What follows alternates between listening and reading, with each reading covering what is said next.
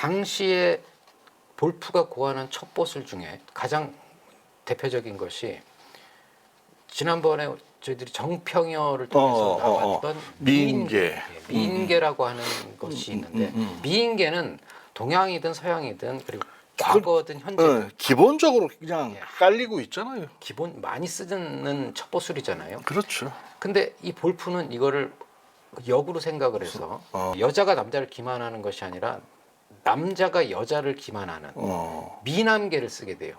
그 실제로 우리가 그 영화 중에서 로미오와 줄리엣 뭐 이런 것이 있잖아요. 근데 로미오와 줄리엣 중에 아마 여러분들도 아시겠지만 올리비아 하세, 줄리엣이 그렇죠. 올리비아 하세라는 건 기억하지만 로미오로 나왔던 배우를 기억하는 사람은 거의 없어요. 그것처럼 여자 주인공, 그러니까 줄리엣에 대해서는 많은 관심과 많은 관심을 기울이지만 로미오에 대해서는 그다지 크게 관심을 기울이지 않아요.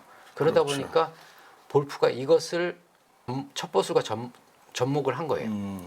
그래서 그렇다면 남자가 여자를 접근할 수 유혹하는 해서 그런 이제 첩보술을 고안하게 됐죠. 그래서 이 작전의 이름이 로미오 작전이라고 이제 명명을 하게 됩니다.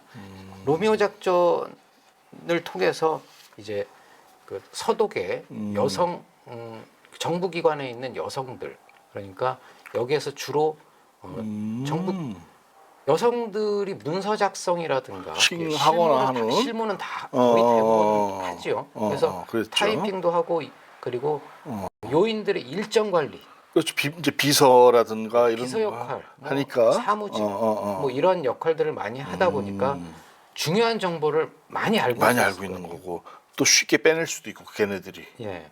서독에서 당시에 이제 이런 이런 여성들이 굉장히 많았고 당시에 또 어떤 상황이었냐면 2차 대전 전쟁을 하다 보니까 많은 희생자들이 있었잖아요. 그렇죠. 근데 그 희생자들의 대부분이 누구예요? 남자들이잖아요. 남성이다 보니까 당시에 여초 현상이 심화되다 보니까 이제 이 로미오 작전이 그러니까 여성을 유혹한 남성이 여성을 유혹하는 작전이 굉장히 크게 성공을 하게 되는데요. 볼프는 이 작전을 고안을 함과 동시에 청년 조직, 그다음에 대학 그리고 지방의 많은 곳을 다니면서 인재 발굴을 하는 거지. 그렇죠. 로미오들을 그러니까. 속에 묻혀 있는 그러니까 로미오들 인재 발굴 쫙 하는 거지. 가다가 이렇게 이제 발굴을 해서 교육을 시키고 이들의 특징이 뭐냐면 우선 잘생겨야 돼요. 첫째는 잘생기고 그렇다고 뭐 잘생긴 것만 가지고는 안 되고요. 머리도 똑똑해야 되고 그럼. 그리고 그 첩보에 대한 어떤 그런 그 감각도 있어야 하고 아주 엄선을 해서 서독에 침투를 시키게 돼요. 근데 이때 그 슈타지의 입장이 어떤 상황이었냐면 서독의 정부기관이라든가 특히 총리실 같은 곳에 조직도도 없었어요. 그러니까 아주 아무것도 없는 백지 상태였다는 거죠. 그러다 보니까 제일 먼저 볼프가 타겟 목표로 잡은 곳이 이제 총리실이에요. 총리실 여기에 조직도를 먼저 입수를 하자. 이제 이런 식으로 생각을 해서 펠릭스라고 하는 로미오를 제1호 로미오를 이제 침투를 시키게 돼요. 이 펠릭스라는 로미오가 아주 큰 성공을 거둬요. 애초에 목표했던 것 이상의 큰 성공을 거두고 그 이후에 제2, 제3의 로미오들을 계속 침투를 시키는데 정부기관, 총리실뿐만이 아니라 국방부, 외교부 그리고 심지어는 나토 사령부까지. 나토 사령부 같은 경우에는 직접적으로 당시에 군사적인 대치를 하고 있었기 때문에 바르샤바 조약기구라고 하는 그 동구권 중심의 공산권 중심의 그 조약이 있었잖아요. 그 조약과 대립되는 나토 대단하네. 나토 군사령부의 통역 담당 비서를 유혹을 해서 로미오가 그곳에서 병창 계획, 그다음에 군사 계획 뭐 이런 것들을 이제 그 확보하게 되죠. 그러다 보니까 KGB도 이때부터 눈독을 들이게 돼요. 너무 고급 정보들이 계속 쏟아져 나오니까 슈타지를 통해서 이때부터 이제 볼프 그리고 슈타지, 암암리에 유명세를 타기 시작하죠. 그게 이제 당시에 이제 KGB 밑에로 있었던 거 아니에요? 그러면은. 네, 그렇습니다. KGB가 슈타지가 창설되는데 아주 큰 도움을 줬기 때문에 소련에서는 KGB에서는 슈타지를 자식처럼 생각하고 슈타지는 KGB를 부모처럼 생각할 정도로 그런 상하관계. 그런 이제 상하관계가 로미오 작전은 1979년에 한번 크게 그 탄로가 나요. 그래서 서독 방첩 당국이 이때 일제 검거를 하게 돼요. 그래서 어느 정도는 위축이 됐었지만 그래도 동독이 붕괴되기 전까지는 지속적으로 이어져요. 하지만 이제 그 사이에 볼프가 이것만 한 건 아니고요. 아 그렇겠죠. 그 사이에도 또 한 번 아주 그 서방을 아주 놀라게 하는 그런 공작을 하게 되는데 그게 바로 이제 귄터 기욤 스파이 사건이에요. 동독의 부부가 귄터 기욤과 크리스텔이라고 하는 그 부부가 체제 불만을 갖고 가진 것처럼 위장을 해서 서독으로 탈출을 하게 돼요. 그래서 시의원도 되고 그리고 유력인들의 선거운동을 돕고 뭐 이런 이제 과정을 거치면서 서독에서 정치 활동을 하면서 첩보 활동을 하는 스파이 활동을 하게 되는데 1970년대부터는 어떤 일이 있었냐면은 이 귄터 기욤이라는 사람이 빌리 브란트 당시에 이제 총리가 빌리 브란트였는데 빌리 브란트의 수행 비서까지 오르게 돼요. 대단하네요. 하지만 이제 여러 가지 암호가 자주 오가는 것을 서방의 방첩 당국이 이제 눈치를 채고 일제 검거를 하는 과정에서 이 귄터 기욤 그러니까 당시에는 빌리 브란트 총리의 수행 비서였는데요. 엄청난 거물이죠. 아 그럼 함부로 건드리기 힘든 뭐 그런 건드리는 것만이 아니고 정말 최고급 정보와 그 사실 이거 저 수행 비서라고 하면 똑같은 예, 그런 일거수일투족 총리의 일거수일투족을 다 같이 움직이는 아니까. 거예요, 같이. 그런 고급 정보들이 그동안 또 동독으로 다 넘어갔던 거예요. 그러다 보니까 대단하네. 이제 이게 그 1974년까지 4년에 귄터 기욤이 그 기욤이 BFV라고 하는 서독 방첩 기관에 적발이 돼요.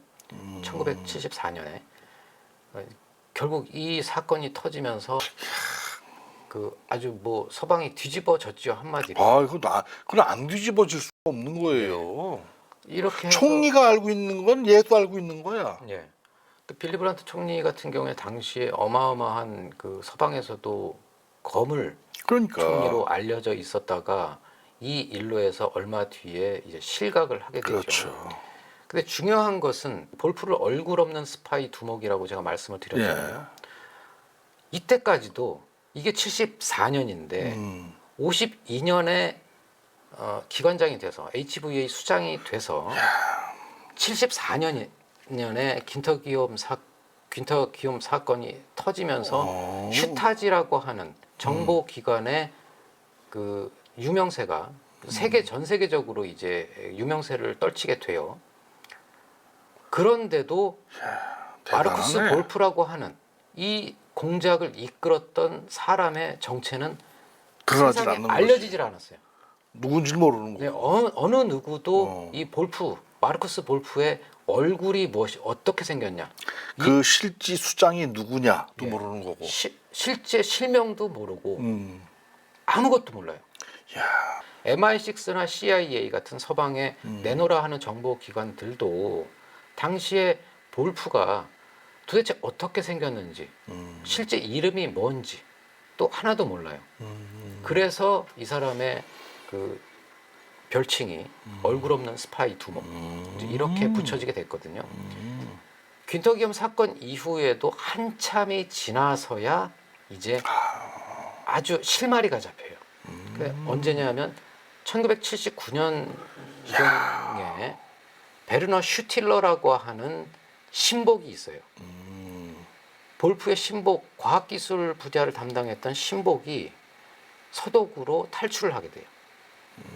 당시에 슈틸러가 인적 정보를 그 파일을 가지고 서독으로 탈출을 하게 돼요. 탈출을 해서 예. 그쪽에 이제 제공하고. 네, 그래서 서독에 이제 BND에서 그러니까 BND와 BFV 뭐 이제 대외정보기관과 내부. 예 방첩기관에서 이제 합동으로 이제 조사를 하게 되죠.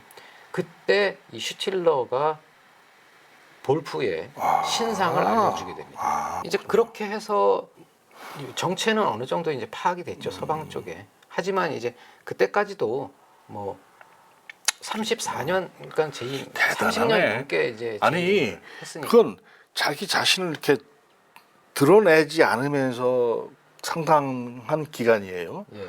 근데 이제 FBI의 후보 국장 같은 경우는 더 길지만 드러나 있는 상태였잖아요. 오히려 대단한 거네. 에드가 후보 같은 경우에는 그걸 즐겼죠. 그러니까. 외부로 드러나고 그리고 유명해지는 매우 거죠. 정치적인 인물이고 네. 뭐 어떤 그런 부분이 있었던 건데 대단하네. 네, 이 사람은 30년이 넘게 이때까지도 79년이 이제 거의 뭐 30년 가까이 된 시기에서도 뭐 거의 이제 겨우 얼굴이 확인된 정도였고요. 그 이후에도 계속적으로 이제 공작 활동을 해요. 공작을 지휘해요. 그래서 뭐 그 당시에 그 클라우스 쿠론이라고 하는 BFV의 이중 스파이가 있었는데 아주 유명한 이중 스파이인데 그 이중 스파이 작전을 지휘하고 그리고 이제 슈타지가 아주 이제 그 어찌 보면 KGB를 능가할 정도의 그 유명세를 갖다 보니까 이제 미국을 탐을 내요. 골프도 이때. 그래서 미국 본토 침투 작전을 구상을 하지만 대단하네. 실제로 동독이라는 그 나라는 영토적으로 봤을 때 굉장히 작잖아요. 그렇죠. 4분의 1 중 독일 맞아요. 영토의 4분의 1이었기 예. 때문에 그러다 보니까 국력이 작고 하다 보니까 미국 본토 작전은 좀 무리였고 그래서 그것은 좀 실패를 하고요. 그래서 86년까지 이제 재임을 하다가 86년 11월에 52년 12월에 수장이 됐다가 86년 11월에 11월. 예, 이제 은퇴를. 공식적으로 은퇴를 하게 되니까 34년 되죠. 그리고 나서 이제 그때부터는 동구권에 좀 여러 가지 바람이 불잖아요. 그래서 결국에는 그렇죠. 그 무너지죠. 예, 90년대 89년부터 해서 90년대 초까지 이제 그 저 동유럽 공산권이 차례로 이제 붕괴를 한단 말이에요. 되고 예. 그리고 이때 동독도 이제 같이 붕괴가 되면서 볼프는 처음에 소련으로 망명을 하게 돼요. 망명을 했지만 이제 그때는 소련도 상황이 안 좋았잖아요. 그렇죠. 그러다 보니까 다시 이제 동독으로 돌아왔지만 이제 그때 체포가 되죠. 서독 당국에 의해서 체포가 되고 그리고 이제 통일된 독일 법정에서 이제 재판을 받고 그래서 간첩죄, 그다음에 불법 구금, 뭐 이제 강금, 뭐 이런 것들로 해서 이제 그 재판을 받지만 뭐 사실 기관장이고 하다 보니까 많은 정보를 갖고 있다 보니까 그러니까 집행유예로 풀려나서 예, 결국 이제 어떤 이런 걸 한 거지. 딜이 딜을 한 거지. 있었는지는 모르겠지만 예, 금방 석방이 돼서 그러니까 2006년까지 그 서독 오래 서독이 아니죠. 살았네. 베를린에 이제 살면서 그 자서전도 내고 그리고 이 사람이 이제 다재다능한 면이 있다 보니까 요리를 또 좋아했어요. 그래서 러시아 요리 그 중에서도 러시아 요리와 관련된 책, 정보기관 기관장이면서도 요리책을 이제 발간하고 뭐 이제 그렇게 참 살다가 재주가 많네. 네, 83세에 이제 사망을 올해도 하게 되죠. 살았어. 그러면 슈타지에 대해서 간단하게 좀 설명을 좀 해주십시오. 네, 슈타지는 사실은 그 존재한 기간 동독과 동독이라는 동독이라고 하는 동독의 탄생과 동독의 어떤 소멸을 같이 하는 거죠. 동독과 같이 했던 아주 그 짧은 사실은 1950년부터 90년까지 딱 40년 존재했던 기관이거든요. 이제 그 용어로 따지면은 이 용어는 굉장히 많지만 국가안전보위부 좀 익숙한 이름이죠. 국가안전보위부. 북한 같은 그렇죠. 경우에도 이제 지금은 보위성으로 바꿨는데 이제 과거에 국가안전보위부라고 했었죠. 이제 그런 용어로 우리식으로는 주로 표현이 돼요. 그래서 똑같은 저 이름으로 이제 그 불리게 됐는데 그 슈타지 안에 대외 기관과 국내 기관을 같이 갖고 있었고요. 그리고 오늘 소개해드린 볼프 같은 경우에는 그 중에 대외 기관을 담당했던 수장이었고, 그리고 그 특히 또한 유명하고 악명을 떨쳤던 기관이 이제 국내 공안 기관. 그래서 공안 정국을 만들어야 되니까 주민 감시하고 방첩, 그리고 서독으로 이렇게 망명하려고 하는 반체제 인사, 뭐 이런 것들을 아주 그 총체적으로 벌인, 그러니까 비밀 경찰의 기능을 다까지 다 했던 아주 악명이 높았던 그 기관이죠. 그리고 그 이 주민 감시 같은 경우에는 오히려 KGB보다 훨씬 더 강도가 높았어요. 그래서 요원 1인당 산술적으로 따졌을 때 한 100명 정도의 그 요원 한 명이 100명 정도의 주민을 감시하는 비율로 아주 단순화시켜서 했을 정도로, 그렇게 감시를 했을 정도로 아주 강도 높은 그 국민 감시를 벌여서 악명을 조지 떨쳤죠. 오웰 어떤 그런 생각이 납니다. 동물농장처럼 그렇게 그런 정도의 아주 강한 감시력을 가졌기 때문에 존재하는 내내 시민, 국민들의 원성을 받았죠.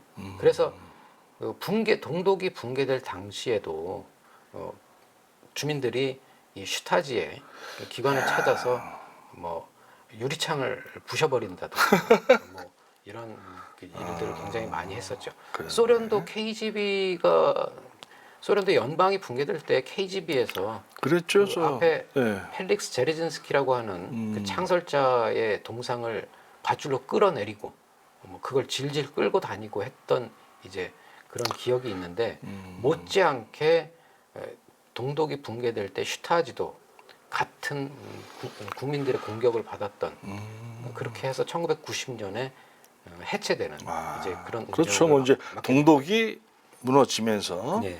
그래요. 하여튼 오늘은 그 마르쿠스 볼프와 또 그 동독의 정보기관인 그 슈타지에 대해서 조금 같이 이야기를 나눠봤습니다.